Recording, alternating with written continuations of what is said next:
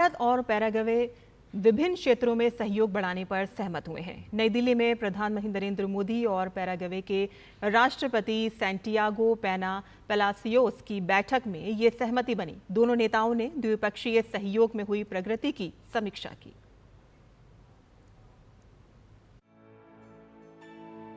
भारत के दौरे पर आए पैराग्वे के राष्ट्रपति सैंटियागो पेना पलासियोस ने हैदराबाद हाउस में प्रधानमंत्री नरेंद्र मोदी के साथ मुलाकात की।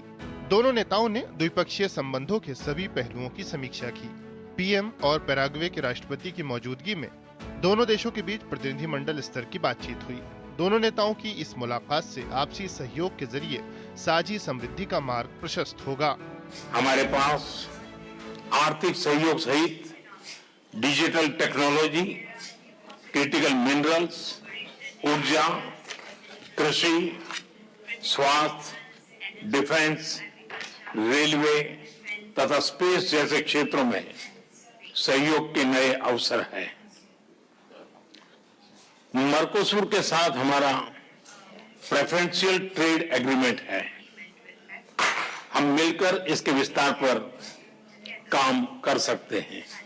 भारत और पैराग्वे ग्लोबल साउथ के अभिन्न अंग है। हमारी आशाओं, आकांक्षाओं और चुनौतियों में समानता है। इसलिए हम एक दूसरे के अनुभवों से सीखते हुए इन चुनौतियों से कारगर तरीके से निपट सकते हैं। पैराग्वे लैटिन अमेरिकी क्षेत्र में भारत का महत्वपूर्ण व्यापारिक साझेदार है। दशकों से दोनों देशों के बीच मधुर और मैत्रीपूर्ण संबंध हैं। दोनों ही देश आतंकवाद के खिलाफ एकजुटता से खड़े हैं। आतंकवाद के खिलाफ लड़ाई में भारत और पैराग्वे कंधे से कंधा मिलाकर खड़े हैं। Cyber crime, organised crime, drug trafficking जैसी साझा चुनौतियों से लड़ने के लिए सहयोग की अपार संभावनाएं हैं। राष्ट्रपति पेना की ये पहली भारत यात्रा है और पैराग्वे के किसी राष्ट्रपति की अब तक की दूसरी भारत यात्रा। भारत और पैराग्वे के बीच 1961 में राजनयिक संबंध स्थापित हुए थे। पैराग्वे के राष्ट्रपति सैंटियागो पेना पलासियोस के 3 दिवसीय दौरे के पहले दिन जब वो एयरपोर्ट पहुंचे तो राजधानी के पालम एयरफोर्स स्टेशन पर उन्हें गार्ड ऑफ ऑनर दिया गया। वो राष्ट्रपिता महात्मा गांधी की समाधि राजघाट भी गए और बापू को पुष्पांजलि अर्पित की। Bureau report, DD news. और इससे पहले पैराग्वे के राष्ट्रपति सैंटियागो पेना पेलासियोस ने विदेश मंत्री डॉक्टर एस जयशंकर से मुलाकात की। इस मुलाकात पर विदेश मंत्री ने खुशी जाहिर की। विदेश मंत्री डॉक्टर एस जयशंकर ने एक्स पर लिखा कि भारत की राजकीय यात्रा की शुरुआत में पैराग्वे के राष्ट्रपति सैंटियागो पेना से मुलाकात करके प्रसन्नता हुई। कई क्षेत्रों में सहयोग बढ़ाने के लिए उनकी सकारात्मक भावनाओं और मार्गदर्शन की सराहना करता हूं। भारत और पैराग्वे ने ज्वाइंट कमीशन मैकेनिज्म यानी कि JCM की स्थापना के लिए समझौता ज्ञापन पर हस्ताक्षर किए हैं। सोमवार को दिल्ली में विदेश मंत्री डॉक्टर एस जयशंकर और पैराग्वे के विदेश मंत्री रूबेन रामिरेज एल ने इस समझौता ज्ञापन पर हस्ताक्षर किए।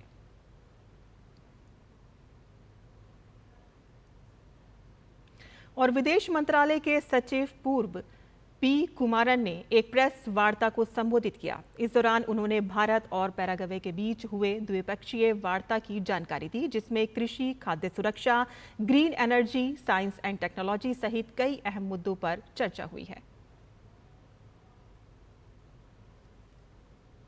The two leaders held a comprehensive discussion on the entire spectrum of bilateral relations, including trade and investment, health and pharmaceuticals, defense and security, infrastructure, mining and mineral resources, agriculture and food security, green energy, ICT, digitalization, innovation, disaster management, science and technology, education, and people-to-people links.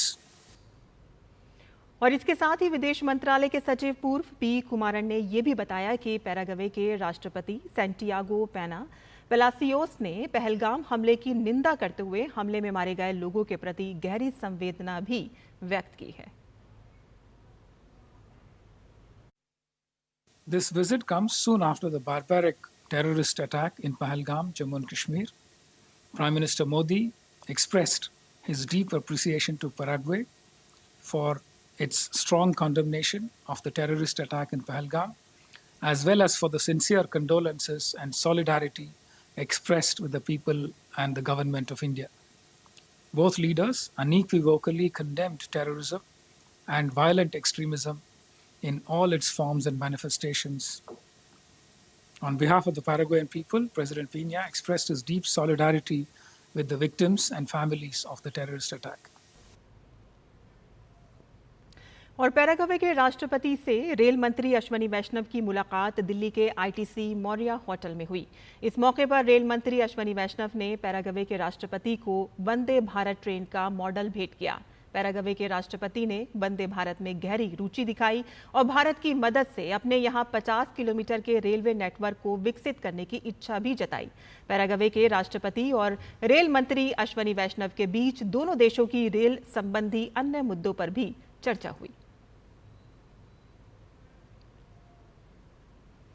DMK सांसद कनिमोझी के नेतृत्व वाले भारतीय प्रतिनिधिमंडल Spain के दौरे पर हैं। इस दौरान प्रतिनिधिमंडल ने मैड्रिड में आतंकवाद के पीड़ितों के संघ से मुलाकात की। ये दुनिया के सबसे बड़े ऐसे संघों में से एक है जो आतंकवाद के 4000 से अधिक पीड़ितों के साथ काम करता है और उन्हें मनोवैज्ञानिक सहायता प्रदान करता है।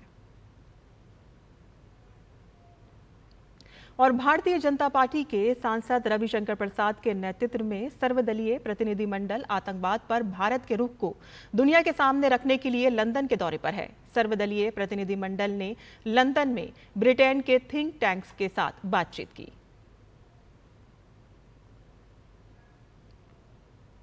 वहीं एनसीपी एससीपी नेता सुप्रिया सूले के नेतृत्व वाला सर्वदलीय प्रतिनिधिमंडल इस वक्त मिस्र में है। मिस्र में भारत के राजदूत सुरेश के रेड्डी ने कार्गो में सर्वदलीय प्रतिनिधिमंडल समूह को आतंकवाद को लेकर मिस्र के रुख की जानकारी दी।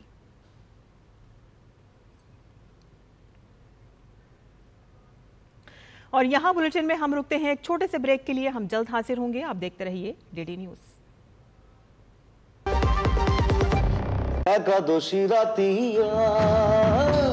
Some tea is a best tea.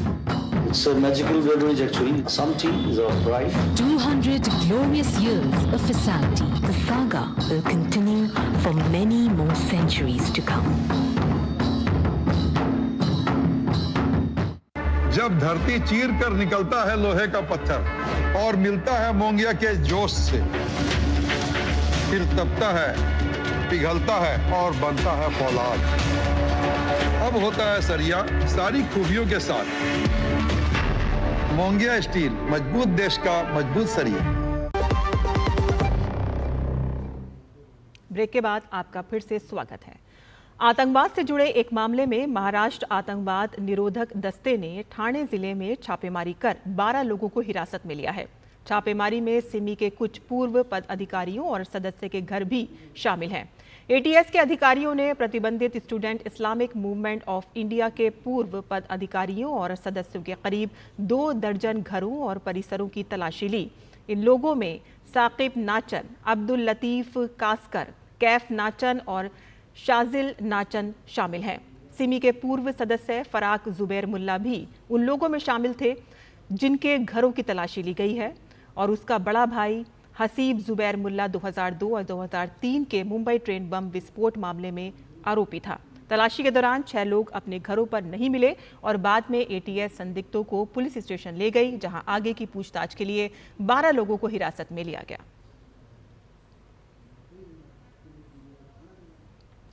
Himachal Pradesh के सोलन में भाजपा के राष्ट्रीय अध्यक्ष और केंद्रीय स्वास्थ्य मंत्री जेपी नड्डा की अध्यक्षता में ऑपरेशन सिंदूर की सफलता को लेकर तिरंगा यात्रा निकाली गई। खुली जीप में सवार जेपी नड्डा के साथ काफी संख्या में लोगों ने तिरंगा यात्रा में हिस्सा लिया। इस मौके पर भाजपा अध्यक्ष ने लोगों का अभिवादन भी किया। इस दौरान लोगों ने इंडियन आर्मी जिंदाबाद के नारे भी लगाए।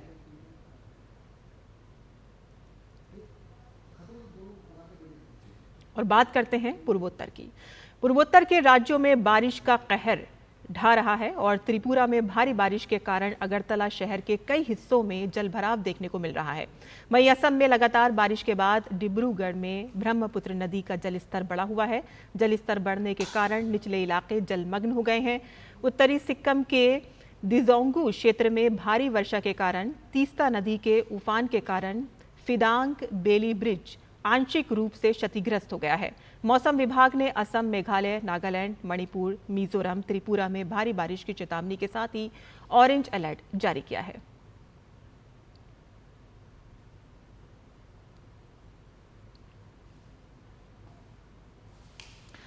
वहीं अरुणाचल प्रदेश में लगातार बारिश जारी है। मौसम विज्ञान केंद्र ईटानगर में अगले 24 घंटों में राज्य भर में अलग अलग स्थानों पर गरज के साथ भारी बारिश और तेज हवाएं चलने की भविष्यवाणी की है।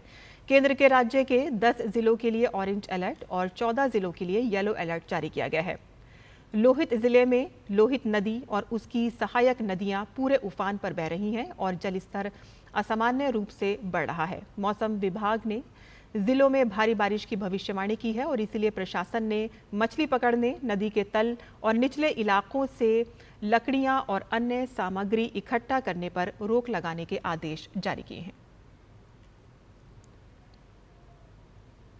वहीं लगातार बारिश और नदी के बढ़ते स्तर के कारण आई भीषण बाढ़ से असम के विभिन्न जिलों में राहत और बचाव कार्य जोरों पर है। असम राज्य आपदा प्रबंधन प्राधिकरण एनडीआरएफ, एसडीआरएफ और स्थानीय प्रशासन के साथ मिलकर बाढ़ में फंसे हुए लोगों को निकालने और बाढ़ प्रभावित परिवारों को तत्काल सहायता प्रदान करने में लगा हुआ है। और सबसे अधिक प्रभावित क्षेत्रों में बचाव दल तैनात किए गए हैं, जो दूर दराज और बाढ़ ग्रस्त क्षेत्रों तक पहुंचने के लिए नावों और अन्य उपकरणों का उपयोग कर रहे हैं। विस्थापित लोगों को आश्रय देने के लिए राहत शिविर स्थापित किए गए हैं, जहां उन्हें भोजन, पेयजल, चिकित्सा सहायता और अन्य आवश्यक आपूर्तियां मुहैया कराई जा रही हैं। दुर्गम क्षेत्रों में आपातकालीन निकासी के मामले में हेलीकॉप्टर सेवाओं की भी मदद ली जा रही है। सिक्किम के लाचेन जिले में रविवार शाम 7 बजे एक मिलिट्री कैंप भारी बारिश के बाद लैंडस्लाइड की चपेट में आ गया, जिसमें 3 जवानों की मौत हो गई, जिनके शव बरामद हुए हैं और 4 लोगों को मलबे से जिंदा निकाल लिया गया है। उन्हें मामूली चोटें आई हैं, जबकि 6 जवान अभी भी लापता हैं। लापता कर्मियों का पता लगाने और उन्हें बचाने के लिए सर्च ऑपरेशन जारी है। उत्तर प्रदेश पुलिस महानिदेशक राजीव कृष्ण ने राज्य की कानून व्यवस्था और पुलिस कार्यों के विषय में प्रेस वार्ता करके जानकारी दी। उन्होंने कहा कि हमारी राज्य में अपराध और अपराधियों के खिलाफ जीरो टॉलरेंस की नीति रहेगी और साथ ही हम पुलिस कल्याण के लिए भी काम करेंगे।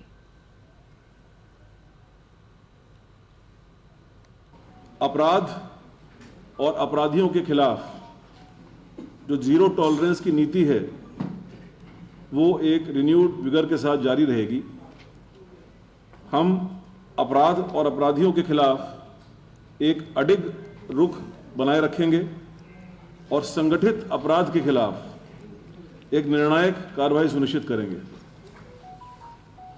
यह नीति हमारी लॉ एनफोर्समेंट की रणनीति के आधारशिला होगी, जिसका उद्देश्य सभी नागरिकों के लिए एक सुरक्षित वातावरण प्रदान करना है। संभल के आलमसराय गांव में एक बंजर जमीन को कब्रिस्तान के रूप में कब्जा कर लिया गया था। कब्रिस्तान के रूप में कब्जाई गई इस जमीन को तहसील प्रशासन ने कब्जा मुक्त करा दिया है। संभल के तहसीलदार धीरेन्द्र सिंह ने बताया कि तहसील क्षेत्र के आलमसराय गांव में बंजर जमीन पर कब्रिस्तान के रूप में कब्जा कर लिया गया था, जिसकी शिकायत एसडीएम से की गई। इस जमीन की दोबारा बंजर भूमि की एंट्री कराई गई और उक्त जमीन का ग्राम समाज को कब्जा दिलाया गया। जमीन लगभग 65 एकड़ है और इसकी रिपोर्ट डीएम साहब को भेजी जाएगी। उक्त जमीन पर लगभग 10 से 15 साल से कब्जा था।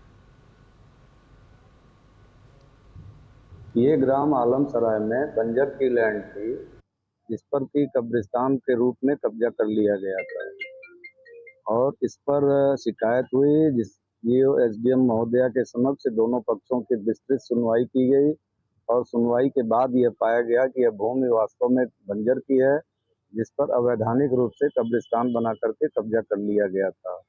उस एंट्री को बंजर में दर्ज किया गया और उसके अनुरूप आज यहाँ पर बंजर भूमि पर कब्जा प्राप्त ग्राम समाज की ओर से कब्जा प्राप्त किया गया है।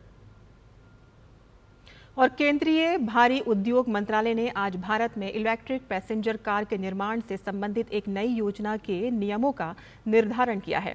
इस नई योजना के तहत भारत में पूरे विश्व से ईवी पैसेंजर कार निर्माता कंपनियों को आमंत्रित किया गया है, जिससे वे भारत में ईवी पैसेंजर कार का निर्माण कर सकें।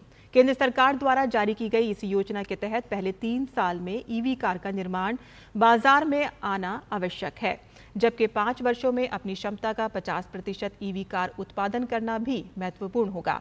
इस मौके पर भारी उद्योग मंत्री HD कुमारस्वामी ने बताया कि इस फैसले से पूरे विश्व की तमाम बड़ी कार मैन्युफैक्चरिंग कंपनी जैसे कि मर्सिडीज, वॉक्सवैगन सहित अन्य ईवी कार के निर्माण में आसानी आएगी। India is a global hub for electric vehicles. It creates jobs and boosts local manufacturing. To attract big international car brands, India is offering low import tax, that is 15%, on electric cars worth at least $35,000. This benefit is available up to 8,000 cars per year for 5 years, but only if the company agrees to invest and manufacture electric vehicles in India. और legend GT10 cricket league के साथ ही देश की पहली tennis ball cricket league की शुरुआत होने जा रही है। लीग में 6 टीमें 10 दिन के अंदर 25 मैच खेलेंगी। हर टीम में 4 विदेशी खिलाड़ी खेलेंगे। इस लीग में विदेशी खिलाड़ियों में Herschelle Gibbs, Tillakaratne Dilshan, Aaron Finch, Martin Guptill, Irfan Pathan, Yusuf Pathan जैसे दिग्गज खिलाड़ियों के साथ लोकल खिलाड़ियों को खेलने का मौका मिलेगा। लोकल खिलाड़ियों का चयन एक प्रक्रिया के तहत होगा और साथ ही उनका बेस प्राइस ABC श्रेणी में होगा।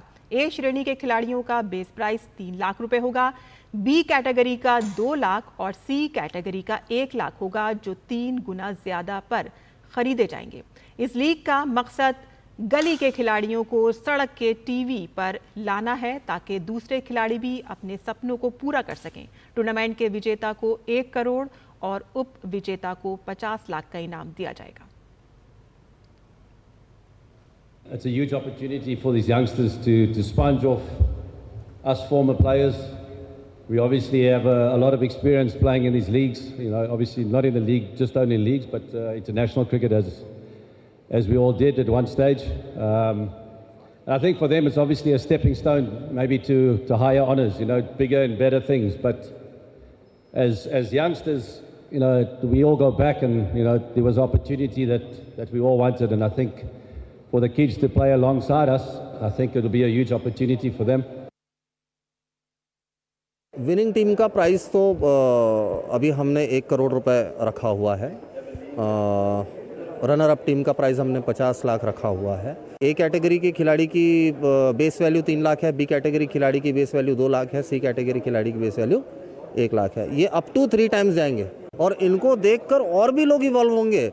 मतलब कई तो ऐसे हैं जो अपने सपनों को अपने ही मन के पिंजरे में बंद करके रख देते हैं, तो उनके पिंजरे को खोलने का काम कर रही थी लेजेंड्स GT10, और वो भी प्रोफेशनल स्टेज देकर। और 21 जून को अंतर्राष्ट्रीय योग दिवस है। आइए योग के माध्यम से जीवन को स्वस्थ और निरोगी बनाएं। योग स्वास्थ्य के लिए कितना उपयोगी है, आइए देखते हैं कुछ यौगिक क्रियाएं जिनसे शरीर में ऊर्जा का संचार होता है। आप इन क्रियाओं को ध्यान से देखिए, लेकिन हमें इजाजत दीजिए। नमस्कार।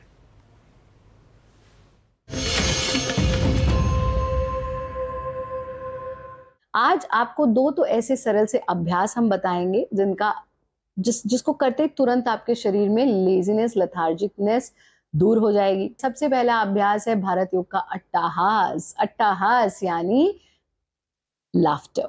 लेकिन कैसा लाफ्टर? ये लाफ्टर आप ये मन में ध्यान रखते हुए करें कि यत ब्रह्मांडे तत्पिंडे, और ये भी ध्यान रखते हुए करें कि जो आप देंगे वही लौट कर आएगा। तो आप दोनों हाथों को खोल लीजिए, उंगलियों को चारों दिशाओं में खोल दीजिए, पेट को ढीला छोड़ेंगे, सीने को ढीला छोड़ेंगे। 30 सेकेंड्स ऑफ फ्री लाफ्टर। 1 2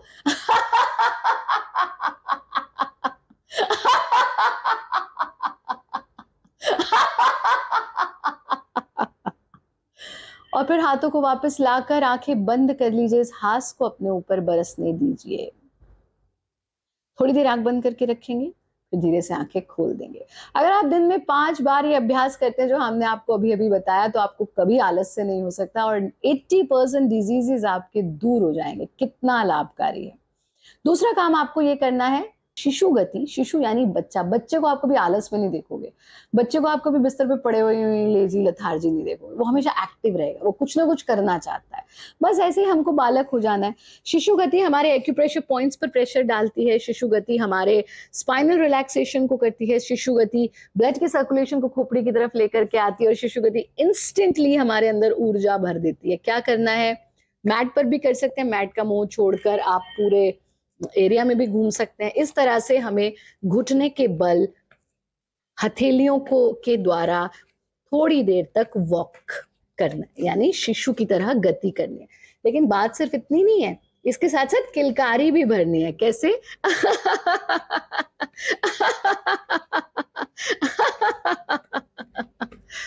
जब आप ऐसा कर लें थोड़ी देर, फिर वज्रासन में बैठ जाइए। आप देखेंगे इंस्टेंटली ब्लड का फ्लो खोपड़ी की तरफ आ गया। आप देखेंगे इंस्टेंटली चेहरा दमकने लगा, गुलाबी हो गया है। आप देखेंगे आपकी खोपड़ी से सारा आलस से दूर हो गया है। आपका मानसिक तनाव, आपका शारीरिक तनाव दूर हो चुका है। आप एनर्जेटिक महसूस करेंगे। पानी खूब पीते रहिए। ये बार बार हम कहते हैं, लेकिन फिर भी सब लोग पता है पर भूल जाते हैं। और अंतिम काम, गर्मी है या सर्दी है, 20 मिनट सनलाइट में जरूर बैठिए। गर्मियों में प्रातःकाल की सनलाइट ले लीजिए, सर्दियों में दिन की ले सकते हैं। इससे आपके शरीर को ऊर्जा मिलेगी, बौद्धिक क्षमताएं बढ़ेंगी, आलस से दूर होगा।